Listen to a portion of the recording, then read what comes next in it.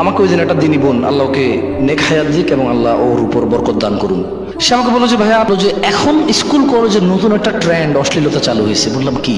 ওয়াল্লাহি আমার গায়ের পশম দাঁড়ায় গেছে এবং আমার কাছে এটা বাস্তব মনে হয়েছে। শত শত কমপ্লেনের মধ্যে একটা কমপ্লেন আমার কাছে যোগ উপযোগী মনে হয়েছে ওই দিনী বোনের।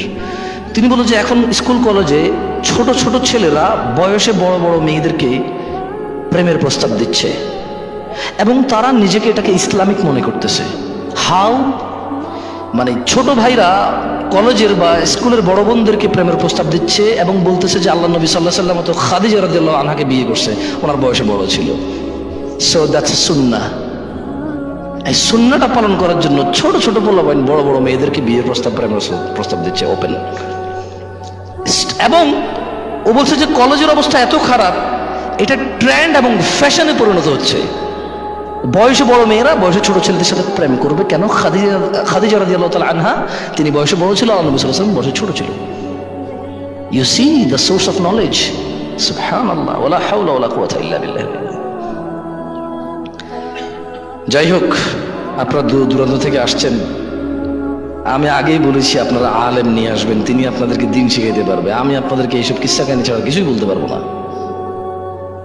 মজার কথা হলো আমি মামার কাছে নানার বাড়ির গল্প বলতেছি, বুঝেন নাই? আমি মামার কাছে নানার বাড়ির গল্প বলতেছি। কেন আপনারা এগুলো বুঝেন না? আমি যা যা বলতেছি বুঝতেছেন না? এই দেখছেন, মামার কাছে নানার বাড়ির গল্প বলে লাভ আছে? যে জিনিসটা বলে লাভ দেয় আমি ওইটাই করতেছি। আল্লাহ আমার বুঝদান করুক, আমিন। আউযু বিল্লাহি মিনাশ শাইতানির রাজীম। দিনী ভাইরা, আল্লাহ সুবহানাহু ওয়া তাআলা সরাসরি তিনি কোথাও বলেননি জেনা করিও না বা জেনা করবা না। একটু হৃদয় দিয়ে ভাবুন, বোন আমার, ভাই আমার, তুমি দিন ইসলামে একটা শুধু অন্যায় পাবা, তুমি সিঙ্গেল একটা অন্যায় পাবা, যে অন্যায়ের ব্যাপারে তোমার রব বলেছে এর কাছেও যেও না, এর আর তুমি এমন অন্যায় পাবা না। তুমি বের করে দেখাও আমাকে এমন অন্যায় যার কাছে যেতে না করেছে, বলেছে অন্যায় করিও না। আবার আমার এই ওয়াজ থেকে এটা নিও না যে মদের আড্ডায় যাবো কিন্তু খাবো না, যেহেতু যার কাছে যেতে না করছে সব মদের কাছে আসবো কিন্তু খাবো না, এরকম বুঝ নিও না ভাই। তোমরা আবার এখন বেশি বোঝো।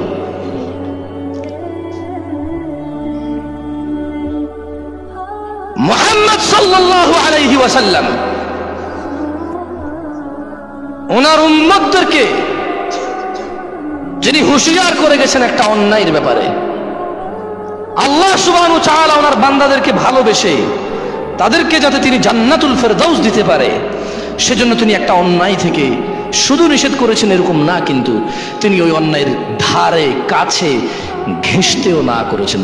ওই অন্যায় তো করা দূরের কথা, ওই অন্যায় তো করা দূরের কথা, তার মানে জানা কাছে যেও না যখন বলেছে, এজন্যই চোখ দিয়ে দেখলে গুনাহ হবে চোখের, এজন্যই হাত দিয়ে ধরলে গুনাহ হবে হাতের, এজন্যই পা দিয়ে হেঁটে গেলে গুনাহ হবে পায়ের, এজন্যই জানা করার কল্পনা করলেও গুনাহ হবে, কারণ আল্লাহ কাছে যেতে না করেছে।